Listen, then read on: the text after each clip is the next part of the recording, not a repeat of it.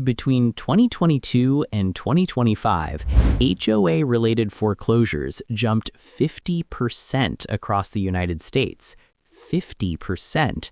And Florida is right at the top of that list. We're not talking about people who stopped paying their mortgage.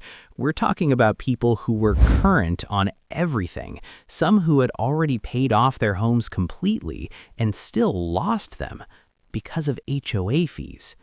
In Orlando, condo sales dropped nearly 12% in 2025 alone. Homes are now sitting on the market for 70 days on average. Buyers are backing off fast, and a growing number of homeowners, especially retirees and people on fixed incomes, are getting forced out of communities they've lived in for years. This is not a small story. This is happening right now, and a lot of people don't fully understand how it works or why it's getting worse. So let's break it all down: the numbers, the laws, and what it actually means for you. Before we get into the data, if you follow housing news and want to stay ahead of what's happening in Florida's real estate market, hit subscribe. We cover this stuff every week. No fluff, just real numbers and real context. To understand where we are right now, you need to go back to June 2021. That's when the Champlain Towers South in Surfside, Florida collapsed. 98 people died. And that tragedy completely changed Florida's approach to condo safety. In May 2022, Florida passed Senate Bill 4D. Then, in 2023, they followed it up with Senate Bill 154. What these laws essentially did was force condo associations and HOAs to stop doing something they'd been doing for decades, kicking the can down the road on repairs and reserves. For years, many associations were collecting just enough to keep the lights on. Big structural repairs? Defer them. Reserve funds? Underfund them. Vote to waive them at the annual meeting? Sure. That was legal, and it happened constantly. After the Surfside collapse, the state said that's over. Associations now had to complete structural inspections and actually fund reserves for repairs. Starting January 1st, 2025, condo associations are no longer allowed to waive or reduce reserve funding. That deadline has fully hit. So what happened? Communities that had been deferring maintenance for 10, 15, 20 years suddenly had to collect all that money from residents, and they had to do it fast. The result? Orlando HOA fees climbed 16.7% in a single year, according to Redfin data. The median monthly fee in Orlando hit $467. That's not the worst in Florida. Miami is pushing past $835 a month for condos. But for a lot of Orlando homeowners, a 16 or 17% jump in 1 year is a serious problem when your income didn't grow at the same pace. Let's just run through the data so you can see exactly where things stand as of April 2026. According to the Orlando Regional Realtor Association, the median home price in Orlando in February 2026 was $375,000. That's down from $380,000 at the end of last year. Redfin shows median sale prices down 7.9% year over year in February 2026, sitting around $378,000. Homes are sitting on the market for 70 days on average right now. The Orlando Realtors Association noted that homes are spending the most time on market since 2016. That's a big deal. It means sellers don't have the leverage they had 2 or 3 years ago. Condo sales in Orlando specifically dropped 11.8% in 2025, according to the Orlando Regional Realtor Association. Overall sales across the market fell 5.6%. The supply of homes hit 11,975 active listings in February 2026, up significantly from where it was just a couple years ago. And nationally, according to data from Benutech, HOA liens totaled nearly 285,000 in 2025. That's up 8.6% from 2024. Florida, Texas, and California led the country, and Florida's situation is the one drawing the most attention. The foreclosure picture is just as stark. ATTOM Data Solutions reported that in September 2025 alone, Florida had 4,621 foreclosure filings, the most in the nation for that month. Nationwide, there were about 35,600 foreclosure filings in September 2025, a nearly 20% jump from the prior year. And Florida is sitting at the highest foreclosure rate in the country right now, roughly 1 in every 230 housing units. This is the part that catches a lot of people off guard, so it's worth slowing down here. In Florida, under state law, specifically Florida Statutes Chapter 720 for HOAs and Chapter 718 for condo associations, an association can place a lien on your property if you fall behind on dues or assessments. And once that lien is in place and goes unpaid, they can file for foreclosure in court. Here's the part that surprises most people.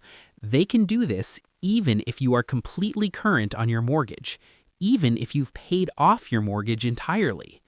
Your payment history with the bank is completely irrelevant to the HOA's legal right to foreclose. The process does have some protections built in. The association has to give you at least 45 days written notice before recording a lien. Then, before they file for foreclosure, they have to give you another 45-day notice of their intent to do so. You also have the right to make what's called a qualifying offer.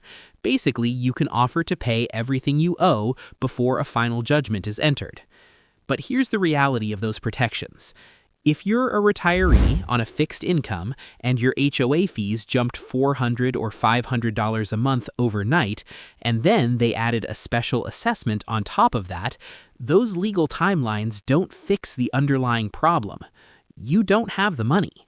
And if you can't sell the home fast enough to cover the debt, the process moves forward. And selling fast in this market is not easy. With homes sitting on the market for 70 days in Orlando, homeowners in financial distress don't have a lot of runway. The people this is hitting hardest are seniors and residents on fixed incomes.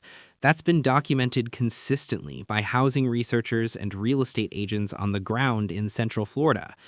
A Redfin analysis from 2024 described it directly. Skyrocketing condo HOA fees are pricing out seniors in Florida. One agent in the market put it bluntly, saying many buildings, even those without major amenities, now have HOA dues above $1,000 a month. Bankrate reported in March 2026 on a homeowner who budgeted for a $235 monthly HOA fee when she bought, only to watch it climb more than 60% to $385, plus 2 surprise special assessments totaling $3,000. She was forced to dip into savings just to stay current. She summed it up by saying if this is what it looks like 5 years in, she didn't know what the next 30 years would bring. That situation is playing out across Orlando and the surrounding metro. Redfin's own data shows that condo inventory in Florida surged heavily through 2025 because, as one agent described it, there's a massive influx of seniors on fixed incomes who can no longer afford their monthly costs, and they're flooding the market trying to sell. The problem is, those condos aren't selling quickly. In the first half of 2025, median condo listing prices in Florida were down 10.8% compared to 2023 levels, according to Realtor.com data. Values nationally have slipped too, with Florida dragging the whole condo market down. Investors have backed off. Condo investments dropped 3% year over year in early 2025 to the lowest level since the pandemic, per Redfin research. The people who might buy these units are watching the fee situation and walking away. As of April 2026, the situation has not stabilized. Foreclosure filings in Florida are on a pace to exceed 2025 totals, according to multiple housing analysts. The January 2025 full reserve funding requirement is still being absorbed by communities that had been underfunded for years. There are buildings that haven't completed their reserve studies yet. There are communities still calculating what their new fee structure needs to look like, meaning some homeowners haven't received their new bill yet. In 2025, Governor DeSantis signed House Bill 913, which gave condo boards some flexibility around extended deadlines and short-term reserve relief options. But housing attorneys and advocates have noted the core financial pressure on residents hasn't gone away. The buildings still need the money. Someone still has to pay for the roofs and the elevators and the structural repairs. The bill just adjusts how associations can structure payments, not whether the payments are required. Economists and analysts watching this market are saying the same thing. Expect foreclosure activity to keep rising through 2026 and likely into 2027 as more reserve deadlines hit and more special assessments come due. First Street, a climate risk research firm, released projections earlier this year warning that climate-related costs could push foreclosure rates up significantly across the country over the next decade. And Florida, with its flood and wind exposure, is directly in the path of that trend. Meanwhile, the Census Bureau reported in early 2026 that about 3 million households in the U.S. are now paying more than $500 a month in HOA or condo fees. That's not a niche problem anymore. That's millions of families watching a monthly bill that started as a small maintenance cost turn into one of the biggest line items in their budget. And that's why homeowners, renters, and investors across Orlando and all of Florida are watching this situation so closely right now. The market is shifting faster than anyone expected, and for a lot of people, the pressure isn't coming from their mortgage rate or their home's value. It's coming from a bill they never thought would grow this big, this fast. If you own a home in an HOA community anywhere in Florida, it's worth understanding your association's financial health before the next statement hits your mailbox.